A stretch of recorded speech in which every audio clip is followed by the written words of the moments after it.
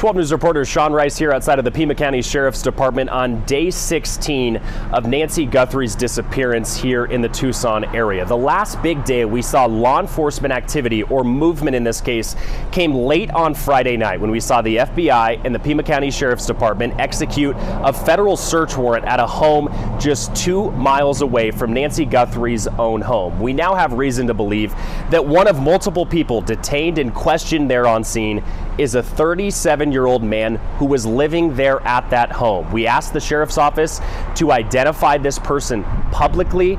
They at this point have refused to do so at the request of the FBI. But here's the work we've put into this far in terms of getting answers from this person. The last big law enforcement movement in the Nancy Guthrie disappearance involved federal agents removing multiple people from this home in the Catalina foothills area, just a 5-minute drive from Nancy Guthrie's home.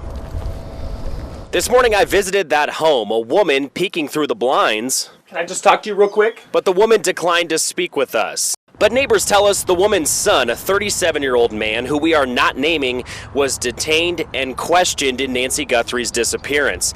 This man is no stranger to the inside of a Pima County courtroom. He was arrested back in 2022, later convicted of drug distribution charges, and he was sentenced to 4 years on probation. He was arrested again last year in possession of fentanyl and a gun.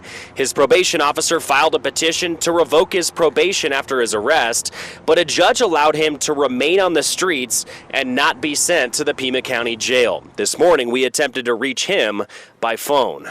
I'm calling because we have reason to believe that you may have been detained and questioned on Friday night, either at your mom's house or at a nearby Culver's outside of a Range Rover you may own.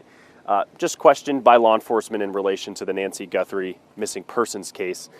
We'd love to speak with you. We even visited his defense attorney's Tucson law office. We have reason to believe he may have been questioned in relation to the Nancy Guthrie kidnapping case, maybe on Friday night when a search warrant was served at the home of his mother. We believe he may have been staying there at the time, and again, was just detained and questioned. But to this point, neither person has gotten back to us.